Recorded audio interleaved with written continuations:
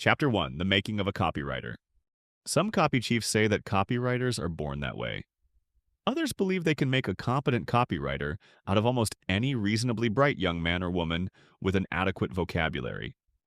Irving Whitney Lyon belonged to the first school of thought. He insisted that copywriting can reasonably be classed with any of the creative arts. He believed that a copywriter must not only know words, but possess an instinct which recreates on paper an emotional force to start the reader on his way to the marketplace. It is this instinct for sounds, rhythm, and sequence of thoughts that can be compared to a similar instinct in music. He pointed out that anyone can learn the basic rules of musical composition, but that the immortal flame is always necessary to become a true composer. By the same token, he admitted that the technique of copywriting can be learned by anyone willing to apply himself intelligently to it. But, in essence, he was conceding only that some mastery of the technique can be achieved. This viewpoint is not to be lightly dismissed. Mr. Lyon was not the only copy chief, or copywriter, to hold this conviction. However, if you are afraid that you aren't a born copywriter, you may find Aesop Glim more comforting. He doesn't believe there are any instincts for any of the creative arts, including copywriting. He travels with those who say that the only instincts are fear, hunger, sex, and rage, and that all else is an acquired taste or desire. Acquired means you got it after you were born. Aesop Glim believes that you learn by doing, and that the degree of your success will rest entirely on two factors. First, you must want to do it. Second, you must work at it. In terms of copywriting, this means that something must make you want to be a copywriter. Some combination of experiences must make you believe that it would be nice to be a copywriter. How thoroughly this concept fires your imagination is the first requisite for success. If the desire to be a copywriter is only half-hearted, the end results will be correspondingly short. Similarly, no matter how great the desire to be a copywriter, insufficient effort will likewise leave you far short of the mark. You must want to, and you must work at it. Whether the spark is born in you or the flame is kindled out of subsequent experiences, there seems to be general agreement that hard work is necessary. Sometimes we gain perspective by gazing into other fields. Burton Rasco once quoted a lunch table conversation with James Whale, motion picture and stage director. Mr. Whale said, "When a young person comes to me and asks my advice about going on the stage, I in turn ask some Socratic questions. Do you want to make money? Are you willing to go hungry, live in hall bedrooms, dress shabbily, work 20 hours a day for days on end, put up with all sorts of discomforts? If it is money you are after, the stage is no place for you. Money may come to you in time. Fame and fortune may be your accessory reward. But if you are to be any good on the stage, the money you make must be only a minor consideration. You must want to be an actor, and a good actor, more than anything else in the world, and you must be willing to starve toward that end. No one should wish to become an actor or have anything to do with the theater for any other reason than an inner compulsion." Once again, the prescription is hard work. This seems to be particularly timely because a good many young men and women are inclined to seek shortcuts today, in all fields of endeavor. Shortcuts to money, if not to fame. The old idea of serving an apprenticeship to learn a trade or profession is scorned by a good many of the younger generation. The first copy chief Aesop Glim ever encountered made every young writer rewrite every single advertisement 8 times. No one ever saw the copy chief counting, but somehow it always did come out at 8 times. Possibly this copy chief had de Maupassant in mind. De Maupassant is said to have recopied in longhand 100 times everything he wrote. No matter how well he liked the 3rd draft or the 50th, every single thing he wrote was copied a total of 100 times. One well-known copywriter recopies each advertisement 3 times in longhand, after he has a draft which he knows he likes. He says he does this to be sure he still likes it. Here are some of Aesop Glim's prescriptions on 1. How to decide whether you are a copywriter, and 2. How to go about becoming one. In your schoolwork, did you enjoy history and languages and detest mathematics? If the answer is yes, the chances are you have the makings of a writer. If, on the other hand, you hardly disliked history and languages, but were pretty good at mathematics and the sciences, you may still become a copywriter, but the law of averages is working against you. Don't let the law of averages scare you off too easily. You may still be part of the very successful minority, or the outstanding exception that is somehow supposed to prove the rule. Next, how much writing have you done? Do you have any particular feeling that you like to write? If the answers to these questions are affirmative, swell. However, if you haven't done much writing, do you like to read? Has your reading given you a feeling for words? Once again, if the answers are affirmative, you should try your hand at copywriting. All the foregoing is premised on your conviction that you want to be a copywriter. And as Mr. Whale said about actors, the money you make must be only a minor consideration at the start. If all of this has fortified your determination to become a copywriter, then you must get yourself onto a track which leads to copywriting. You must make certain that everything you do henceforth is putting you ahead toward the day when you will be an able copywriter. Don't let people detour you into spending some time on a newspaper first, or getting some selling experience first. If you're going to learn copywriting, you will learn it by writing copy. You must study to know people and how they behave under varying circumstances. Some of this information can come out of books. Books such as Daedalus by J.B.S. Haldane and Joad's Guide to Modern Thought, and Poffenberger's Psychology in Advertising, and Dorsey's Why We Behave Like Human Beings, and many others. The copywriter will also understand people better if he tries to understand the religions and philosophies of those who go to churches other than his own. A great deal of the knowledge the copywriter needs must come from first-hand observation of people, how they behave in expensive hotels, the medium-priced hotels, and the cheapest hotels, how they behave in offices and stores and factories and mines. The copywriter should seize every opportunity to visit as much of this continent and other continents as circumstances permit. He must know the differing characteristics of people who live in large cities and medium-sized cities and towns and hamlets. To what extent are farmers like city people, and in what ways do they differ? How greatly do people's moods change from the home to the church, to the club, to the movies? A young copywriter should try to understand older people as well as his own generation. An older copywriter should know that the present younger generations are each of them different in important ways from what he was like at each of the same ages. From all such knowledge about people, the copywriter acquires a vivid, rather than a merely theoretical, understanding of what kind of contact with the public each advertising medium offers. The material he uses to catch the prospect's attention will then be modified naturally to the prospect's mood. Whether the prospect is listening to the radio or reading a particular publication or looking at billboards or car cards, he will know why his prospect is in quite different moods when he is reading Life magazine and the New Yorker and his church paper and his farm paper and his trade or industrial paper. Similarly, the copywriter himself should follow the radio, morning and evening newspapers, general magazines, class magazines, religious magazines, farm papers, trade papers, and industrial papers.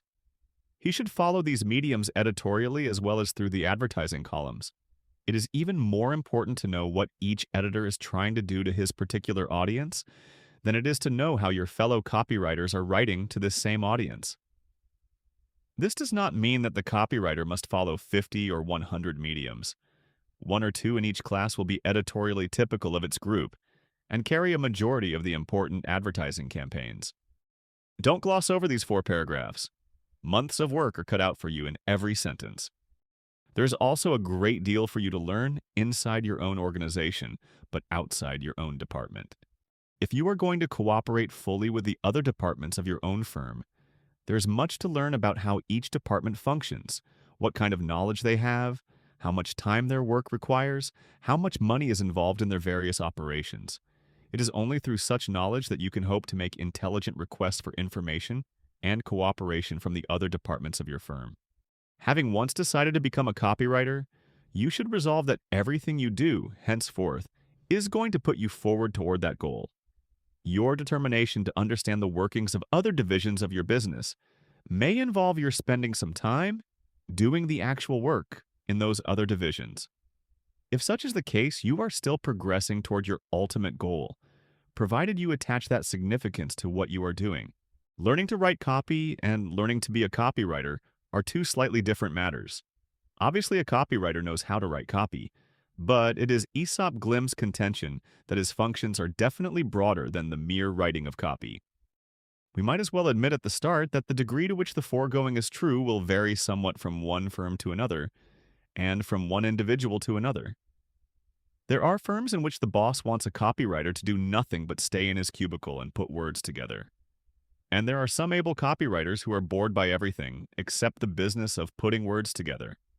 For Aesop Glim's money, a copywriter should be interested in everything that goes into the making of an advertising campaign.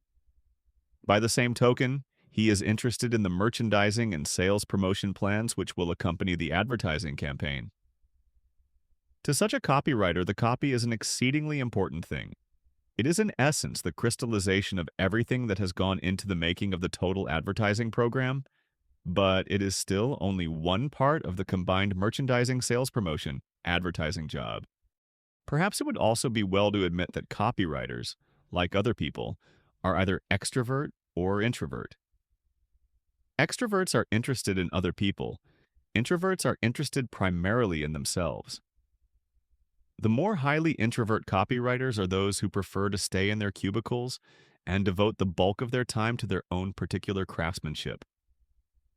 The more extrovert copywriters are those who are most anxious to coordinate what they are doing with everything anyone else is doing that has anything to do with the total and final objective. Whichever you are, be yourself.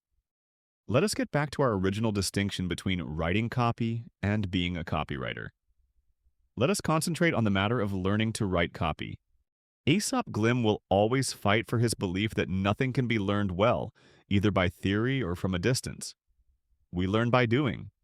We learn to write advertising copy by writing advertising copy, not by selling goods or by some other kind of writing. So, the first step is to get a job in which you will be permitted to write advertising copy and to have your efforts constructively criticized by an experienced copywriter. Somewhat arbitrarily, let us say that there are 5 major kinds of copywriting jobs: in a large advertising agency, in a smaller advertising agency, in a retail organization, in a manufacturing firm, on an advertising medium. Quite likely, any experience gained in any of the 5 divisions will be applicable and helpful in the event that you later move over into one of the other divisions. Copywriting in an advertising agency is apt to give you broader training than you will get in a retail organization, in a manufacturing firm, or on an advertising medium. Obviously, each of these 3 types of employers is specializing in a particular trade or industry or profession. Your own interest, your own particular education and qualifications should help you to determine whether you want to become a specialist of some kind in department store merchandising or in any other particular division of commerce and industry. You must face the fact that you will be writing pretty much one kind of copy on a fairly limited range of subjects, and quite likely in one particular style. You will either love it or hate it. That depends upon what kind of person you are. That calls for a little self-analysis. In an advertising agency, large or small, you have the opportunity to work on a wide range of accounts. You may ultimately cover almost all fields of commerce and industry. You will acquire a facility and a style of writing which you can adapt and vary from one account to another. By and large, the opportunity to earn a good salary is greater in advertising agencies than in the more specialized divisions. However, this is only a generalization. The top men and women in the specialized divisions certainly make more money than the average of agency copywriters. If you decide that the advertising agency field is your goal, then it is important for you to face the question whether you should start in a large agency or a smaller one. A large advertising agency is more highly departmentalized. When you are in one department, you are in that department exclusively. You receive a concentrated, continuous training in the work of that one department. Allowing for exceptions, the training you thus receive is slower but more thorough. A smaller advertising agency is less formally departmentalized. No matter what your specialty, you are to some degree in all departments all the time. The training you are receiving is thus broader from the very start. If you can keep your head and your bearings, you may learn more rapidly in a smaller agency. You will probably write fewer advertisements per month, but you will be at least partially involved in all phases of the business of creating advertising campaigns. The great danger of starting your career in a smaller advertising agency is that you will soon know a great deal. Actually, this will be only your own opinion. In a relatively short time, you will know the terminology and the patter of every division of the business. You will think, therefore, that you also know every division of the business. Aesop Glim has seen a number of young men and women reach this unfortunate state. At much too young an age, they suddenly know it all. They gel. They are in great danger of never learning anything further. No matter where you start, pray that your boss will be a slave driver and a perfectionist. Pray that he will make you rewrite every single piece of copy many times. You don't want your copy corrected. You want your copy writing corrected. The boss who takes what you write and makes something out of it is teaching you only by example. The most you can do is to admire his handiwork and hope to learn from it. But the best teaching is by precept and practice, far more than by example. There are, however, some brilliant copywriters who cannot teach except by example. They just aren't vocal. Their examples are brilliant, but your job of learning from such men falls almost 100% on your own shoulders. If your boss isn't a slave driver, then be your own slave driver. Write and rewrite until you can take each new piece of copy to your boss and truthfully say, under your breath, "There's nothing you can do to this piece of copy without teaching me something you haven't shown me before." We might set up 4 words as a formula for success. Want, ask, work, expect. Whether the immediate objective is great or small, you have a fair chance of attaining it if you want it strongly. Ask for it clearly, work for it as well as you can, and expect to get it. You need a fairy godmother or an extra potent horseshoe to win success by wanting, asking, or expecting without working. And the day is past when hard, faithful work alone leads straight to the president's chair. You must want and expect results from your work. You must ask for what you want and expect. Advertisements are like people in this respect. Too many advertisements are merely plodding workers. They may be filled with the virtues of the proposition, but they are not even planned with the concept of wanting and expecting results, and they fail ever to ask the reader to take the action desired. Take a look today through your favorite newspaper, magazine, or business paper. Make your own count. How many of the advertisements are really something more than tonnage publicity? How many read as though they want and expect any traceable results? How many actually ask for action? You live only once. Why not strive for success and reward? Your advertisement, each and every advertisement you write, has only one brief life. Why not endow it with a fighting chance to produce some traceable results? How can we make wanting, asking, and expecting tangible parts of planning and writing our advertisements? First, be sure you have a clear objective.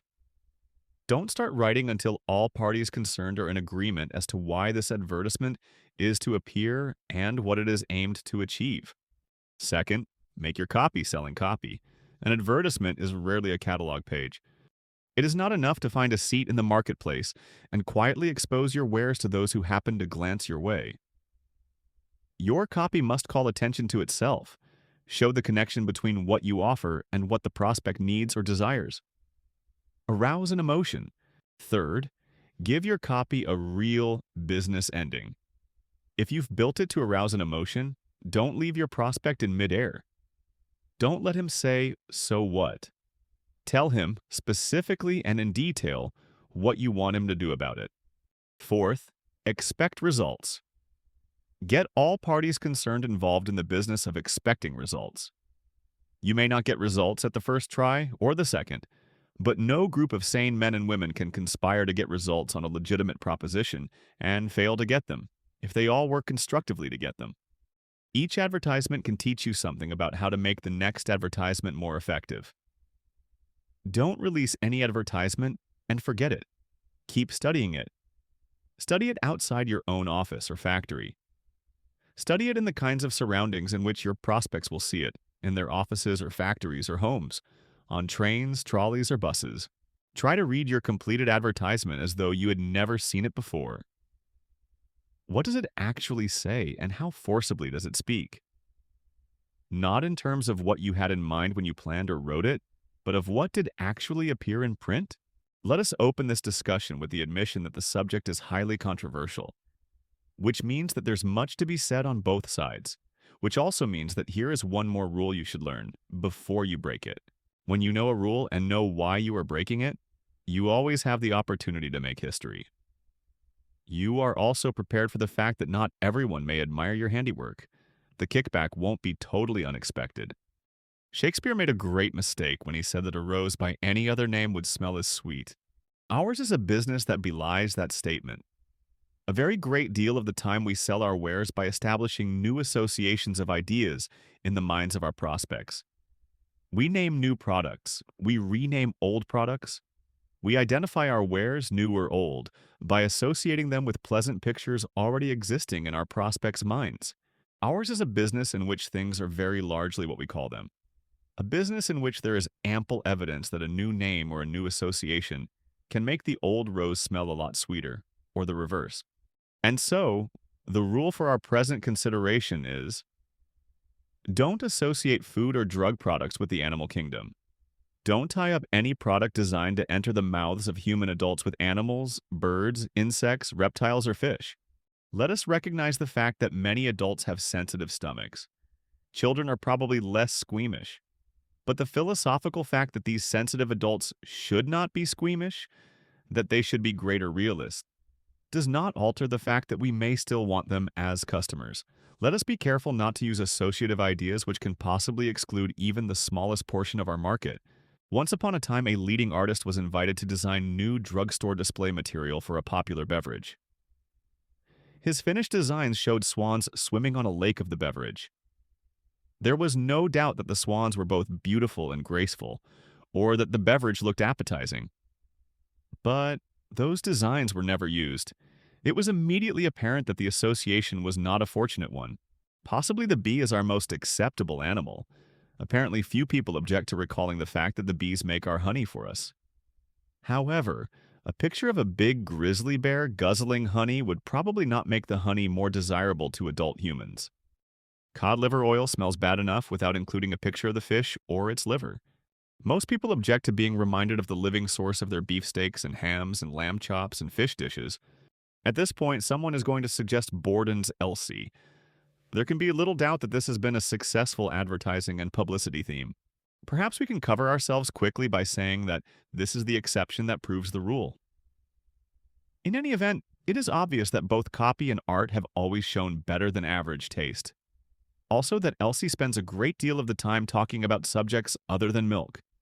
At the same time, here is the true story of a city girl who first visited a farm at the age of 12. She saw a cow being milked and later drank some of the milk. Her comment was, "Of course it's very nice, but we prefer milkman's milk." Aesop Glim doesn't object to the white seal which advertises a brand of whiskey, even when the seal is animated. But at least equally good are the white gardenia and the four roses which identify two other brands.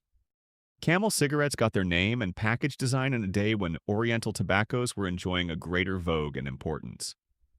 They were in the same category as Fatima and Ramesses and Egyptian deities.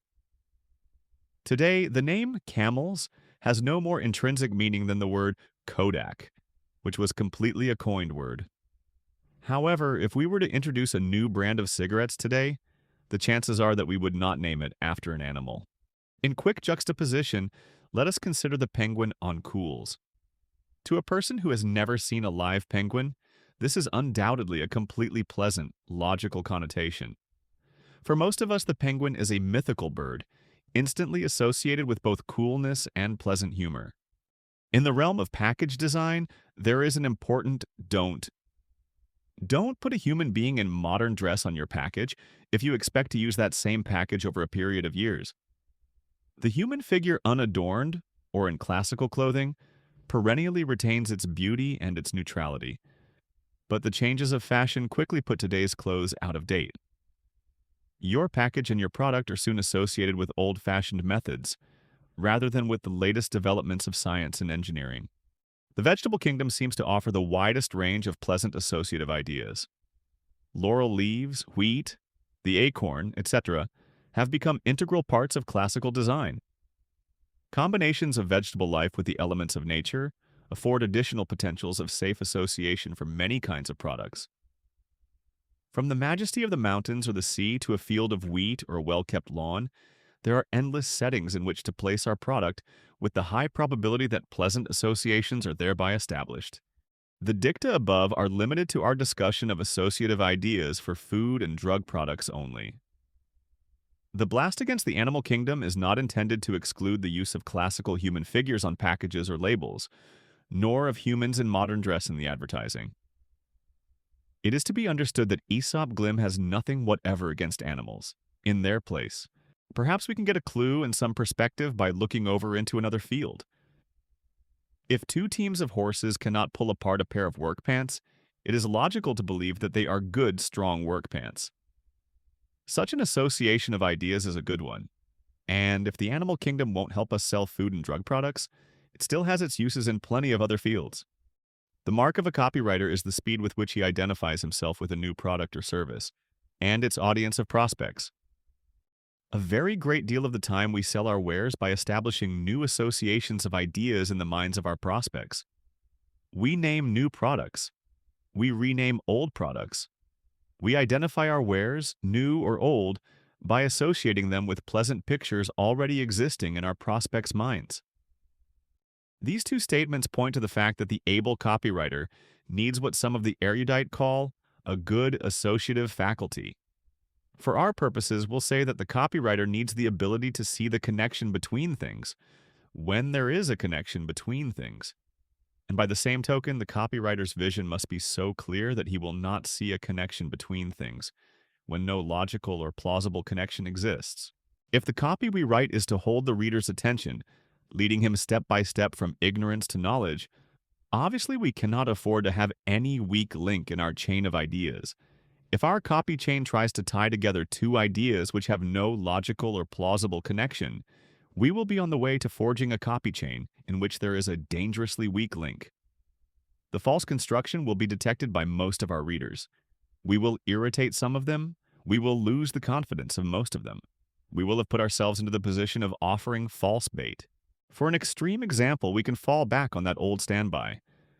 A submarine that flies has not yet been invented, but it would be no more wonderful than our pink pills. Sometimes nothing less than quite unshakable logic is sufficient to our needs. Sometimes mere plausibility is enough.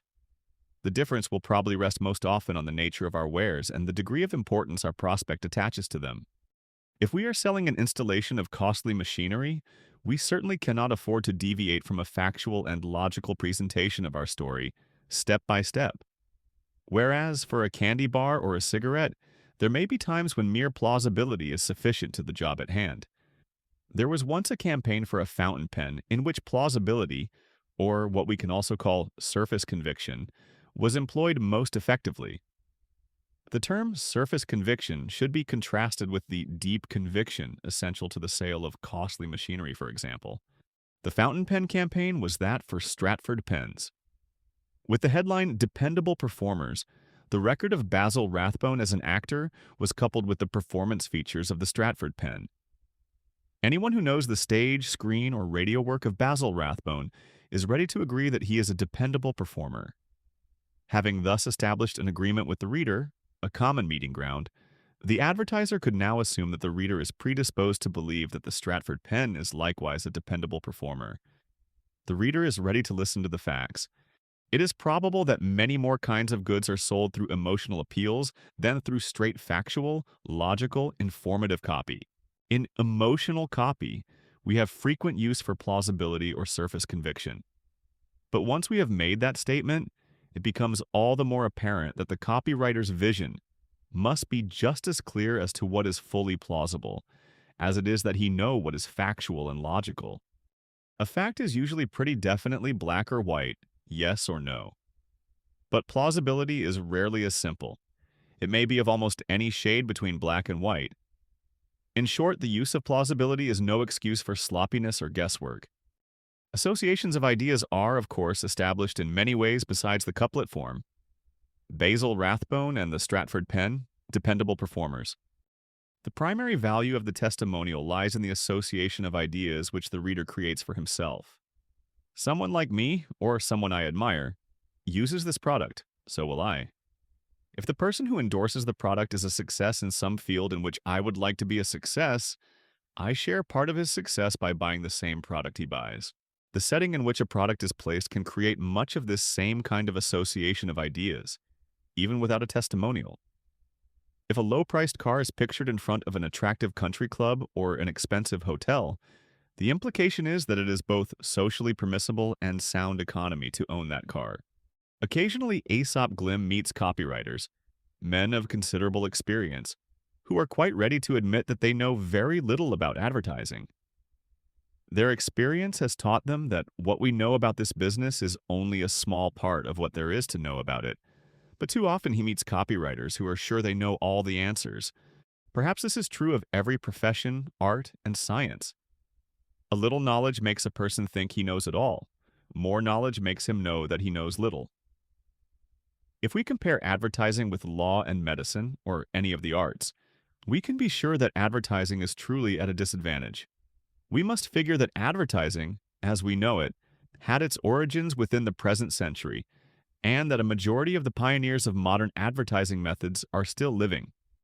It is easy to forget this fact unless we recognize that the ground rules on which we now operate, with something less than full consistency, were established only a little more than 40 years ago.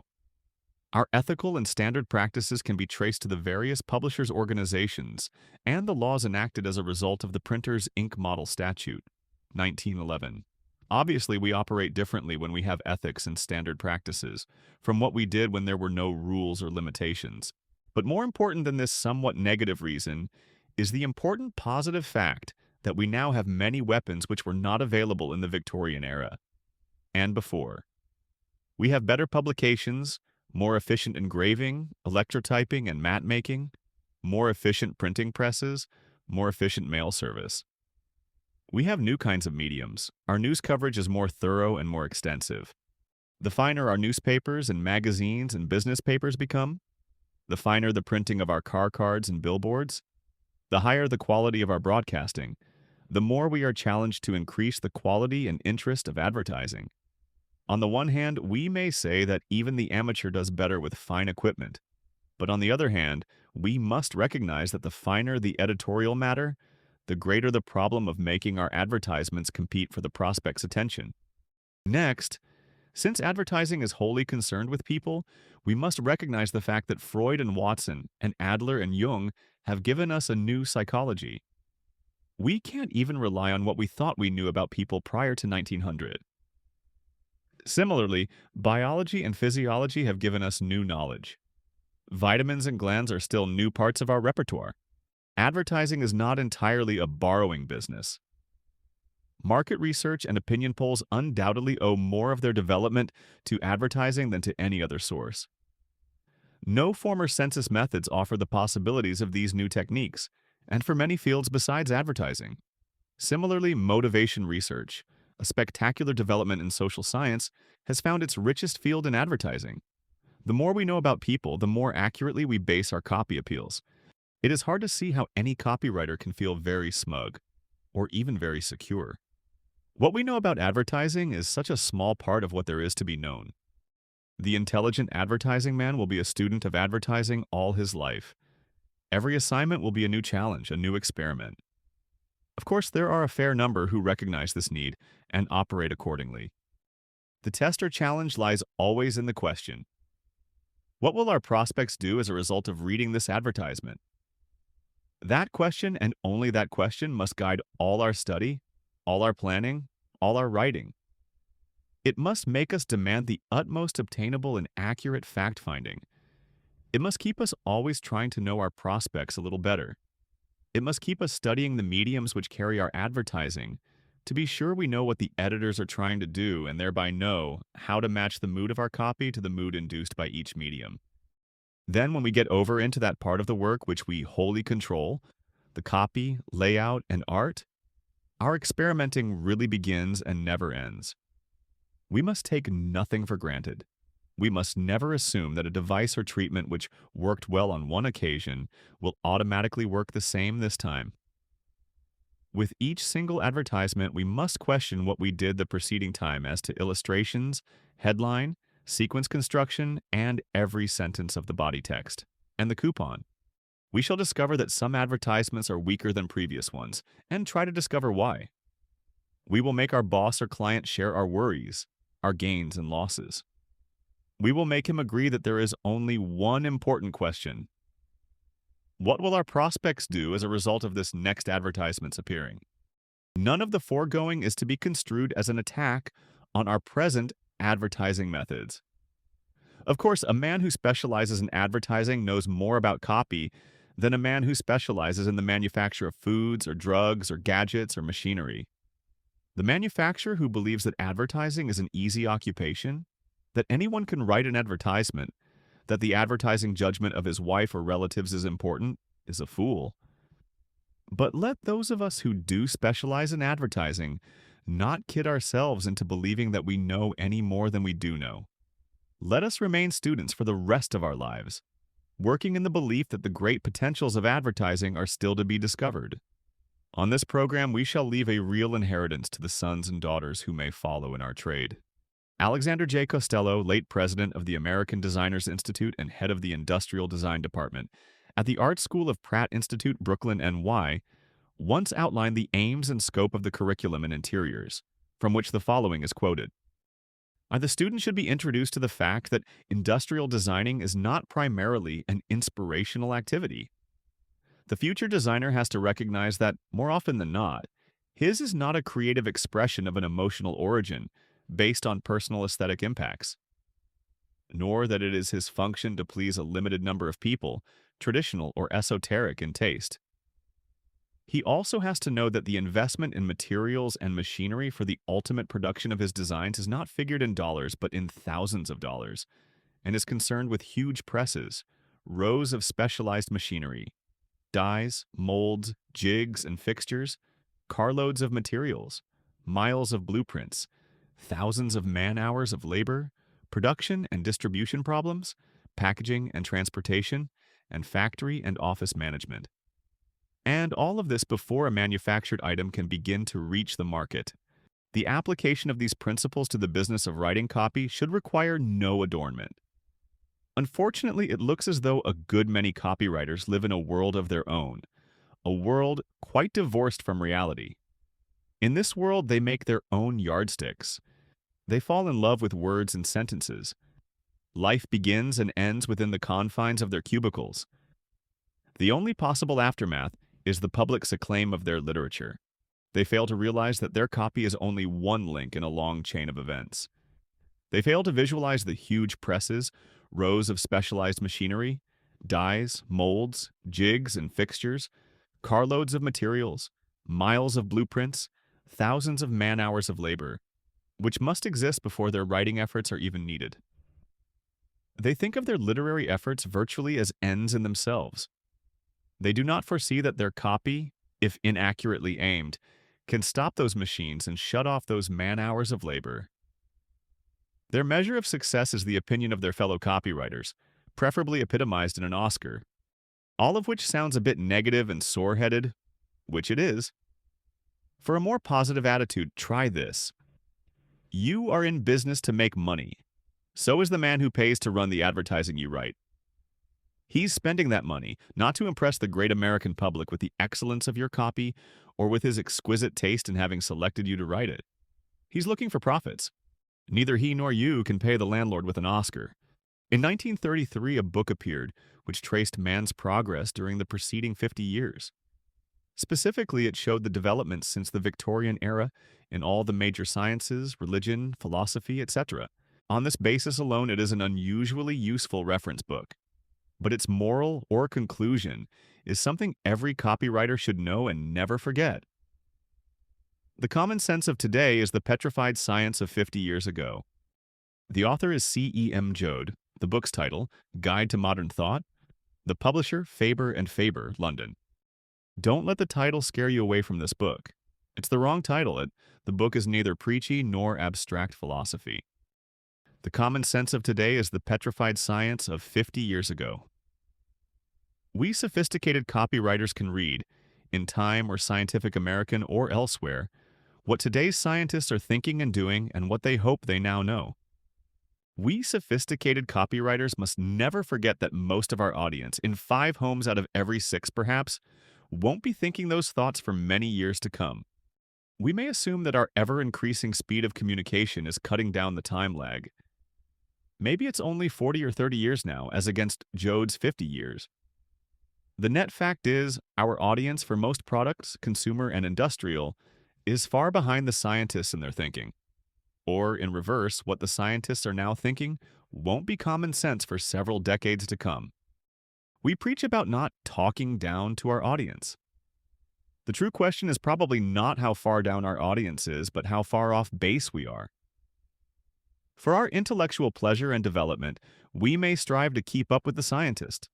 For our bread and butter, we'd better spend a lot more time just striving to keep even with our audience. Their common sense today is the non-scientific opinion of 1932 or 1922.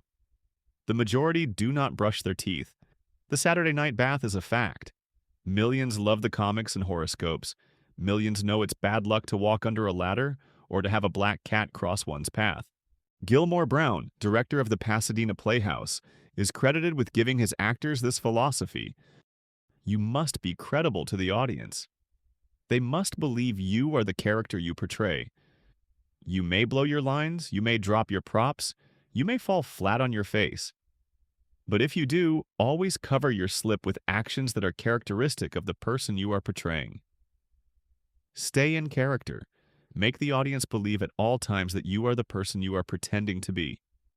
The copywriter can adapt the essence of this philosophy to his own job. Your writing must be credible. It must be consistent. It must stay in character. The advertisement you prepare becomes, in every sense of the word, the representative of the advertiser. The tone of voice, the method of expression, the logic or plausibility in the sequence of ideas, all must be of one believable character from start to finish. This is one obvious explanation why copy written by one person, then edited by another so often loses its character and unity, the patchwork shows. The copywriter might do well to ask himself this kind of question as he tackles each new piece of copy. What is it the reader expects of me? What tone of voice? What vocabulary? What role am I playing? You, via your copy, are an ambassador. If it's the opposite of narrow-minded, wide-minded is the prescription for the copywriter. In the course of years, the copywriter will have occasion to draw upon almost everything he knows. The more he has to draw upon, the richer his copy. The copywriter must widen his mind, be interested in many things, observe people under all possible circumstances. He cannot confine his reading to his own special interests and hobbies. He cannot limit his observation of people to those he finds most congenial. He must not blind himself to the religious and political views of those with whom he does not agree. Most of the products and services for which he will write his copy cut across all lines of social strata, geography, education, religion, and politics. Sooner or later, almost everyone, everywhere, becomes his prospect, a unit in the audience to which his next piece of copy will be addressed. With each new assignment, the copywriter must acquaint himself with what the new product or service offers. The more he already knows about people, the prospects, the less time he will require to get ready to write the new copy. If Life and Reader's Digest have the greatest number of readers, these plus the newsreels offer a quick cross-section of current human activity and interest. The most popular plays and movies, the best sellers in both fiction and nonfiction, the high-rated radio programs, it's easy to find out which they are. Each does something important or trivial to your audience. You may find a headline or a copy theme where you least expect it. You may discover just the one little detail that makes your illustration more colorful or more authentic. The copywriter's observation of people, in real life, must cover cities and towns of all sizes and in as many parts of the country as possible. It must cover as many social strata as can possibly be managed. It should cover home life, club and hotel life, business life, travel and play. As important as any division, but not all important, is the moment at which people part with their money. The The copywriter should know as many kinds of marketplaces as possible. How are things sold and bought? How long since you've visited an automobile showroom, a commodity market, a machine tool show, a grocery, drug, hardware, paint, or department store, a small-town general store? Perhaps at one time or another you've done everything here suggested and more. Come out of your ivory tower and do them all again. There have been some changes made. Once upon a time, Aesop Glim was giving a series of lectures at a leading university. The majority of the class were postgraduate students, supposedly somewhat educated. By way of an assignment, these students were asked to write a paper on the ethics of creating a desire for a new product for which no previous desire existed. Sad to report, most of the papers dealt with the mechanics rather than with the ethics of creating such a desire, which, in the last analysis, was, of course, the lecturer's fault. Ethics is defined as the science of human duty, the moral science, the basic principles of right action. In more direct language, and for the purposes of this discussion, our question becomes, is it morally okay for a copywriter to do thus and so? Aesop Glim proposes to ask a few questions, but to provide no definite answers. These are questions which he believes the average copywriter should ask himself from time to time, and answer to his own satisfaction. It is unintelligent to ignore or avoid facing questions of this kind. However, to every such question, one man's answer is another man's anathema. Aesop Glim once enjoyed, and exercised, the privilege of refusing to write a campaign in which horoscopes were to be given away as free premiums. Having no belief in astrology or horoscopes, this was a matter of conviction. Fortunately, his boss and his client were the kind of people who would respect such a conviction.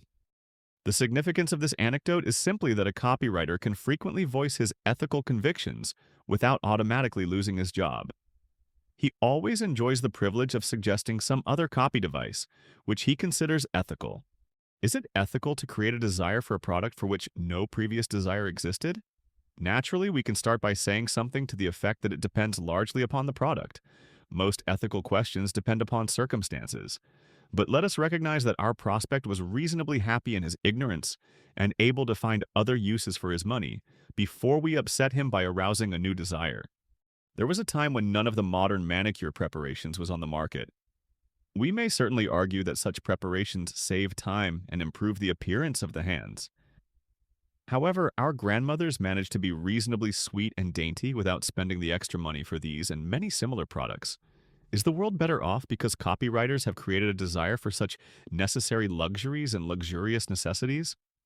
Some of the more luxurious toilet soaps, retailing at $1 a cake, cost only a few cents a pound to make. Is it ethical for a copywriter to create a desire for such glamorous products? One of the most brilliant copywriters Aesop Glim ever knew argued that the housekeeper who would spend an extra hour per day on her person, as against baking one extra cake or pie for her family, would undoubtedly keep her husband and children a great deal happier. On this premise, he argued that even the highest-priced cosmetics would not be overpriced. The total gain would be infinitely greater than the total expenditure. Is it ethical to induce people to trade in their old cars, radios, etc., in order to purchase the newest models? Is it ethical to bring out and advertise new models in order to create artificial obsolescence? On the affirmative side, we may argue that at least two great advantages are thus derived. First, obsolescence keeps more people continuously employed in both manufacturing and selling. Second, many people who cannot afford the new models can enjoy the second-hand cars, radios, etc. But does the persistent buyer of the latest model thus get his money's worth? Assuming that the testimonial is genuine, is it ethical to use Mrs. Van Bibben's endorsement of a product as a reason why Mrs. Smith should buy it? We may argue that there are a great many things Mrs. Smith envies in Mrs. Van Bibben's existence. Obviously, Mrs. Smith cannot duplicate Mrs. Van Bibben's mink coat or her annual trip to Palm Beach. Mrs. Smith is a housekeeper and does most or all of her own work. But now and then Mrs. Smith can pause in her work, recline on her own chaise longue and smoke exactly the same brand of cigarette Mrs. Van Bibben smokes. And for those few minutes, Mrs. Smith is in every way Mrs. Van Bibben's equal. That cigarette, glamorized by the copywriter's technique, has fed Mrs. Smith's soul as well as her body. Obviously, the same would be true to greater or lesser degree for all the drug, cosmetic, and food products endorsed by Mrs. Van Bibben, which Mrs. Smith can also afford. Assuming that the testimonial is not genuine, is it ethical to use Mrs. Van Bibben's bought testimonial as a reason why Mrs. Smith should buy our product? Is it ethical to distort facts or to leave out some facts in order to make it appear that your product offers certain exclusive advantages when the truth is that competitive products offer exactly the same advantages? Is it ethical to invent a pseudo-historical, pseudo-narrative, or pseudo-scientific copy story, which the reader may interpret as a true story? Of course, you'll put in some hedge clauses to protect yourself in court. It's the reader's fault if he misconstrues what you've written. The overall argument on behalf of specious copy probably goes somewhat as follows. If my copy induces a prospect to buy a product, which is a good product and worth the price received, what difference does it make what kind of sales arguments I use? The buyer is a free agent, but the sales I build provide employment for a lot of people. It's the pressure of competition that forces me to build a unique copy story around my product. You are the copywriter, the person who can put it into words. Left alone, you are neither lonely nor bored, if only a pad and a pencil are at hand. Equipped with nothing but pad and pencil, yours are the resources to make something come into being, something that didn't exist before. Your abilities are not unlike those of the gardener, producing food and beauty from idle earth. Your fellow workers are not like that. Do you envy the sales manager, that hard-driving, inspiring stentor? Do you envy the account executive, that suave, golf-playing handler of clients? Do you envy the artist, that mysterious combination of saint and sinner? Do you envy the media man, that hard-to-see buyer and bane of the media representatives? Do you envy the research man, that secret hunter of fact and theory? Do you envy the production man, that unyielding whipcracker of the hard metal and the closing date? Each has his own brand of magic, and you have yours. Theirs are the action and the visible clanging glamour. Yours is the quieter road. Secretly, each of those envies you too. They can talk it, argue it, shout it. You can crystallize it into the instrument that ultimately feeds you all. The weakness of advertising is its extreme youth. Envy, jealousy, and rivalry are the companions of youth. In an older craft in the building of a house, carpenter, mason, plumber, and electrician each has visible evidence that the contributions of all are essential to the completed structure. Advertising will come to be like that, and the copywriter will earn his rightful place by throwing away both false humility and false pride. He must not be cowed by his more vocal fellow workers. He must never forget that his private magic and the gardener's can only be applied after the others have brought him the seeds. Is advertising a young man's business? More particularly, are some of us too old to write copy? The answer, in Aesop Glim's opinion, is that advertising needs both the young men and women and the older men and women. Not only needs both, but the two groups are not basically in competition, all of which sounds like setting up a pseudo-paradox, tilting at a windmill, then finding an answer that satisfies everyone. The situation isn't quite as simple as that. When we don't see this picture as a whole, we frequently commit some grave injustices. Those of us who are older sometimes arbitrarily exclude or hold back those with less experience. Old Aesop Glim has had the privilege of talking with a good many ex-servicemen. Lots of these young men and women are now convinced that you can't break into the advertising business without a good deal of experience in the advertising business. They find that one sort of hard to figure out. Conversely, the younger people in advertising are frequently just as impatient of their elders, as they are in all other phases of human existence. And it is probably doubly difficult for those who have seen service to realize that we oldsters were meantime doing anything more than sitting comfortably at home. They do not readily see that we were doing something, however badly, to back them up and also to hold things together against their return. Those who see advertising solely as a business of bright ideas and clever phrases are quite logical in believing that it is a business solely for bright young men and women. Those who see advertising solely as a tool of commerce are equally logical in believing that it is a business solely for those of seasoned judgment and proved responsibility, an able young woman copywriter retired to get married. 10 years later, a widow with 2 children to support, she came back to work. Her statement was, "Now I know what I am writing about. Whether it's cooking or health or house cleaning or education, you have to have a baby to know what you're talking about. You have to keep house and worry about the bills in order to understand what you're writing about. You can't get the true ring into copy that involves parenthood until you've been a parent." Younger girls may know all about courtship, but their knowledge of marriage is always theoretical.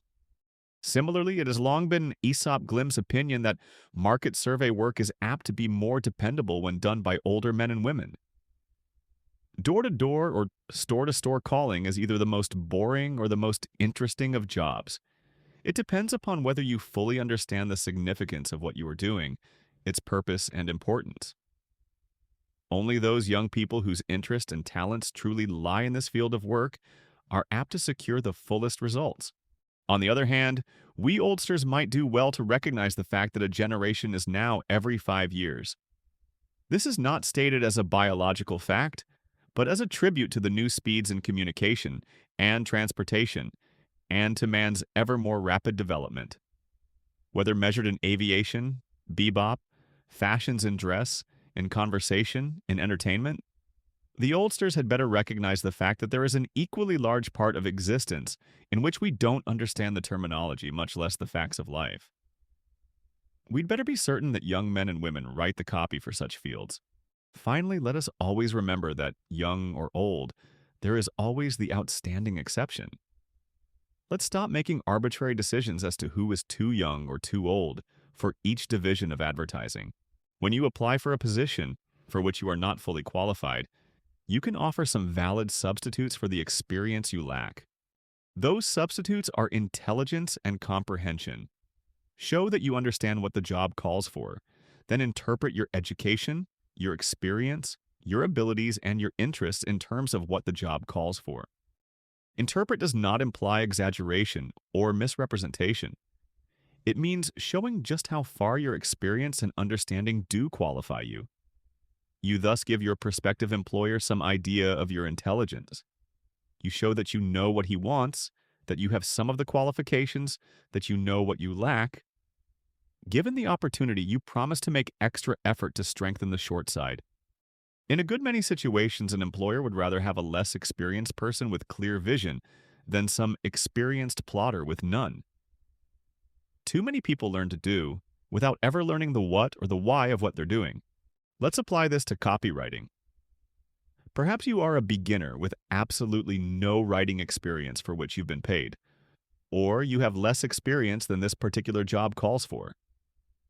By some process of self-analysis, you are certain that copywriting is your career. First, never forget that everyone in every line of business once started with no experience. Second, don't be dissuaded by rumors that no one is hiring beginners right now. Aesop Glim has heard that rumor every year since World War I. Meantime, advertising has doubled and redoubled its volume. Whatever the current situation and the current law of averages, you need to force only one exception to solve your problem. So you don't possess a fat scrapbook of advertisements you helped to prepare? You haven't had 5 years under Walter Weir or Alfred Eichler or Vernon Welsh. What do you offer? Copywriting is writing to people. How much have you learned about people? What books have you read? How much of the country have you seen?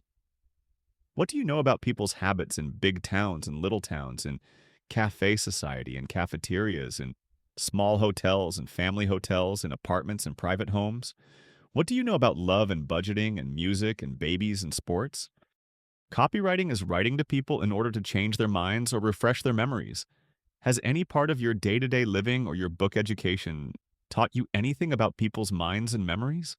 Copywriting calls for the ability to see relations between things that are related, and also for the ability to see through phony tie-ups between things that are not related. How's your associative faculty? Can you apply it to the relation between what the product offers and what the prospect wants? You have a selling job on your hands. You must ring doorbells until you find the man who wants what you have to offer on the day he wants it. At that lucky moment, remember these points. He can't read your mind. He doesn't want a diary of your life nor a catalog list of all your assets. Select and sell him. Interpret to him. the value and significance of such of your assets as are applicable to the job at hand. The initiative is on your side. Offer something specific he can buy. The chances are that your prospective employer is more interested in your ability to think and to have ideas than in your ability to write. If your grammar is faulty, it can be edited. But if your writing contains no ideas, there's nothing he can do with it. As a substitute for the copy you haven't written professionally, prepare an exhibit of some copy you have written experimentally. Aesop Glim suggests the following procedure. Go through magazines, newspapers, and business papers. Tear out advertisements for 5 different products. Stick to products on which you have some understanding, products you or your friends have actually used. Stick to products that exist and to facts. Take one of the advertisements you've selected. Make a list of all the facts it contains. Throw away the original. Write 3 pieces of copy about that product. Don't duplicate the original. Write your copy your way. Do the same for at least 5 different products. That will give you 15 pieces of copy to show. Describe the illustrations, but don't make layouts or sketches. Don't waste time on popular staples such as cigarettes, liquor, or soft drinks. Don't submit copy about a monkey wrench to someone already involved in the advertising of a monkey wrench. As copywriters, let us hold this resolution. We will write, not to be impressive, but to be understood. The obligation is on the writer, the obligation to deliver his message. This is expressed with rare perception in the following lines from a sonnet by Maria Manes. If poets are not listened to, the blame is theirs. They speak unclearly and are lost in their own psychic maze and the intricate game of words. In a twisted world, what matters most is simple statement, open to the least of men. The obscure is powerless over violence. Each word must be inevitable, urgent, pure. If people are to hear, above the roar, the voice of those who know what speech is for. Someone else, and Aesop Glim apologizes for his memory, has said something to this effect. It takes 2 to make a book, the author and the reader. This must mean in part that the author has not succeeded unless his writing has earned itself a reading and an understanding. Recall Arthur Brisbane's statement that a piece of good writing is something easier to read than to skip. Aesop Glim interprets this as meaning, first, that the writer has something to say, second, that he does not let his craftsmanship get in the way of the delivery of his message. Simple writing has the power of acting invisibly. That is its magic. The writer uses words, but the words of themselves are never seen. Only the ideas emerge. That's it for today.